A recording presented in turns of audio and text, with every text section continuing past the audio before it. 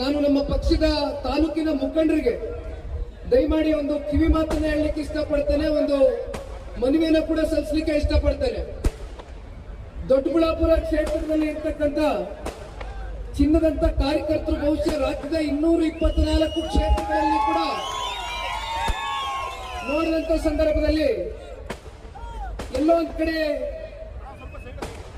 ನಮ್ಮ ಅಹಮ್ಮು ಮತ್ತೆ ನಮ್ಮ ವೈಮನಸ್ಸುಗಳಿಂದ ಇತ್ತೀಚಿನ ದಿನಗಳಲ್ಲಿ ಒಂದು 3 ವರ್ಷದಿಂದ ಹಲವಾರು ಸ್ಥಳೀಯವಾಗಿ ಬಂದಂತ ಚುನಾವಣೆಗಳಲ್ಲಿ ಪಕ್ಷದ ಕಾರ್ಯಕರ್ತರು ಮತ್ತೆ ಮುಖಂಡರುಗಳು ಬಹಳ ಗಟ್ಟಿಯಾಗಿದ್ರು ಕೂಡ ಎಲ್ಲೋ ಒಂದ್ ಕಡೆ ನಾವು ಸಣ್ಣ ಪುಟ್ಟ ಹಿನ್ನಡೆಗಳನ್ನ ಅನುಭವಿಸಬೇಕಾಗಿರ್ತಕ್ಕಂಥ ಒಂದು ವಾತಾವರಣವನ್ನ ಏನ್ ನೋಡಿದ್ದೇವೆ.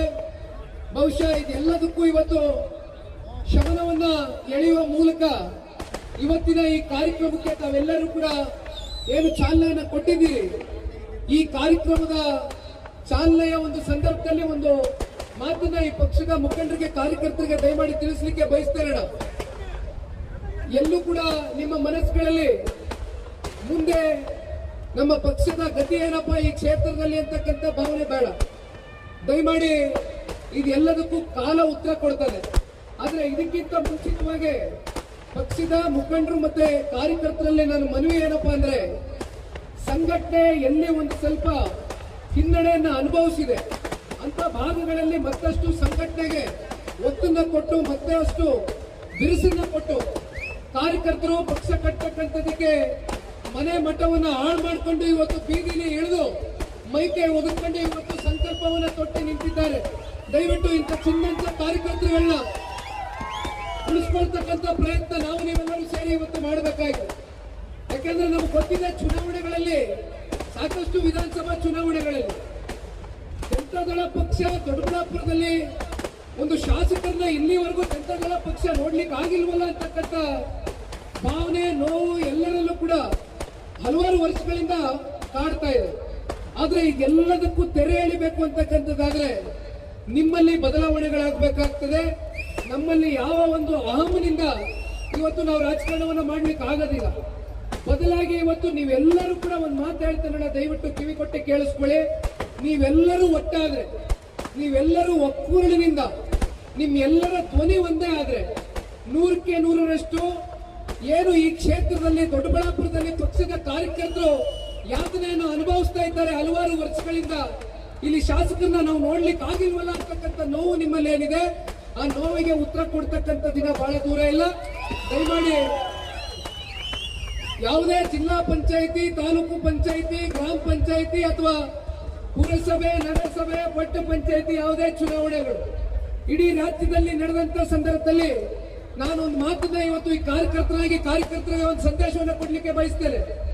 ಶಾಸಕ ಸ್ಥಾನದ ಚುನಾವಣೆಗಳಲ್ಲಿ ನಮಗೆ ಶಕ್ತಿ ತುಂಬತಕ್ಕಂಥದಕ್ಕೆ, ಸಂಸತ್ ಚುನಾವಣೆಗಳಲ್ಲಿ ನಮ್ಮನ್ನು ಆರಿಸಿ ಲೋಕಸಭೆ ಮೆಟ್ಲು ಹತ್ತಿಸ್ತಕ್ಕಂಥದಕ್ಕೆ ಕಾರ್ಯಕರ್ತರ ಶ್ರಮ ಬಹಳ ದೊಡ್ಡ ಮಟ್ಟದಲ್ಲಿ ಇದೆ ಅಂತಕ್ಕಂಥದ್ದನ್ನ ನಾವು ಮರೀಲಿಕ್ಕೆ ಸಾಧ್ಯ ಇಲ್ಲ. ಅಂತ ಕಾರ್ಯಕರ್ತರಿಗೆ ಸ್ಥಳೀಯ ಚುನಾವಣೆಗಳಲ್ಲಿ ಅಧಿಕಾರವನ್ನ ಕೊಡಿಸುವ ಮೂಲಕ ದೊಡ್ಡಬಳ್ಳಾಪುರ ಕ್ಷೇತ್ರದಲ್ಲಿ ಜನತಾದಳ ಪಕ್ಷ ಯಾವ ವಿರೋಧಿಗಳು ಜನತಾದಳ ಪಕ್ಷ ಇವತ್ತು ದೊಡ್ಡಬಳ್ಳಾಪುರದಲ್ಲಿ ಎಲ್ಲಿದೆ ಅಂತಕ್ಕಂಥ ಅಪಾಯ ಹೇಳನಕಾರಿಯಾದಂತ ಚರ್ಚೆಗಳನ್ನ ಪ್ರಾರಂಭ ಮಾಡಿದ್ರು.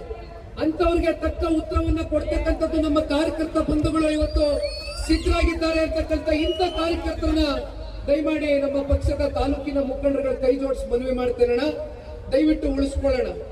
ಇನ್ನು 2028ರ ಚುನಾವಣೆ ಬಹಳ ದೂರ ಇದೆ. ಮುನೇಗೌಡರು ಇಲ್ಲಿ ಕೂತಿದ್ದಾರೆ. ಮುನೇಗೌಡರು ಒಮ್ಮೆ ಸ್ವತಂತ್ರ ಅಭ್ಯರ್ಥಿಗಳಾಗಿ ಹೆಚ್ಚು ಕಮ್ಮಿ ಚುನಾವಣೆಯಲ್ಲಿ ಗೆದ್ದುಬಿಟ್ಟಿದ್ರು ಅವಾಗ ಮುನೇಗೌಡರು. ಅಷ್ಟೇ ಅಲ್ಲ, ಪ್ರತಿ ಬಾರಿಯೂ ಕೂಡ ನೋಡಿದ್ದೇವೆ. ಒಂದು ನಾವು ನೀವೆಲ್ಲರೂ ಅರ್ಥ ಮಾಡ್ಕೊಳ್ಬೇಕಾಗ್ತದೆ, ಮತ್ತೆ ಮತ್ತಿತರ ಪಕ್ಷದ ಮುಖಂಡರಿಗೂ ಕೂಡ ಅರ್ಥ ಮಾಡಿಸಬೇಕಾಗಿರ್ತಕ್ಕಂಥ ವಿಚಾರ ಏನಪ್ಪಾ ಅಂದ್ರೆ, ಇವತ್ತಿನ ಈ ಕಾರ್ಯಕ್ರಮಕ್ಕೆ ಸೇರಿರ್ತಕ್ಕಂಥ ಸಹಸ್ರಾರು ಸಂಖ್ಯೆಯ ಕ್ಷೇತ್ರದ ಪುಣ್ಯಾತ್ಮ ತಂದೆ ತಾಯಂದ್ರಿಗಳು ಪಕ್ಷವನ್ನ ಬೆಳೆಸಿದ್ದಾರೆ, ಹರಿಸಿದ್ದಾರೆ, ಕಟ್ಟಿದ್ದಾರೆ, ಉಳಿಸಿದ್ದಾರೆ, ಸಹಕಾರ ಕೊಟ್ಟು ಆಶೀರ್ವಾದ ಕೊಟ್ಟಿದ್ದಾರೆ.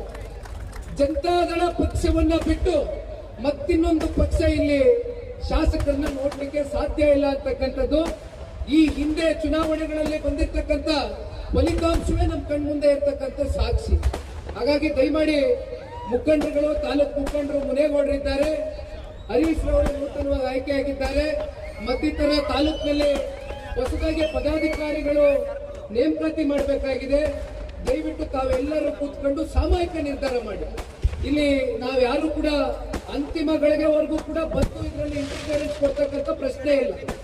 ಆದ್ರೆ ಎಲ್ಲಾದ್ರೂ ಸಣ್ಣ ಪುಟ್ಟ ವೈಮನಸ್ಗಳು ವ್ಯತ್ಯಾಸಗಳಿದ್ದಾಗ ಮಾತ್ರ ಪಕ್ಷದ ವರಿಷ್ಠರು ಬಂದು ಅದನ್ನ ಶಮನಗೊಳಿಸಬೇಕಾಗಿರ್ತಕ್ಕಂಥದ್ದು ನಮ್ಮ ಕರ್ತವ್ಯ, ನಮ್ಮ ಜವಾಬ್ದಾರಿ ಮಾಡ್ತೀವಿ. ಬಿಟ್ರೆ ದಯಮಾಡಿ ಕೂತ್ಕೊಂಡು ಕೃಷ್ಣಾರೆಡ್ಡಿ ಅವರಿದ್ದಾರೆ, ಮಂಜು ಅವರು ಜಿಲ್ಲಾಧ್ಯಕ್ಷರು ಮಂಜೂರವರಿದ್ದಾರೆ, ಈಗ ಮುನೇಗೌಡರು ಸಾಹೇಬರು ಇದ್ದಾರೆ, ಹರೀಶು ಈಗ್ತಾನೆ ಹರೀಶ್ ಅಣ್ಣನು ಕೂಡ ತಾಲೂಕು ಅಧ್ಯಕ್ಷರಾಗಿ ನೇಮಕಾತಿ ಆಗಿದ್ದಾರೆ.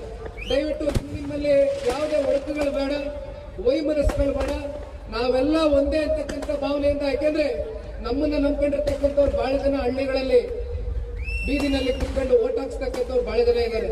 ದಯವಿಟ್ಟು ಅಂತವ್ರಿಗೆ ಎಲ್ಲೂ ಕೂಡ ಮೋಸ ಆಗ್ತಕ್ಕಂಥದ್ದು ಬೇಡ, ಅನ್ಯಾಯ ಆಗ್ತಕ್ಕಂಥದ್ದು ಬೇಡ, ಅವ್ರನ್ನ ಕಾಪಾಡ್ಕೊಳ್ಳಿ ಅಂತಕ್ಕಂಥದ್ನ ಈ ಸಂದರ್ಭದಲ್ಲಿ ಹೇಳ್ತಾ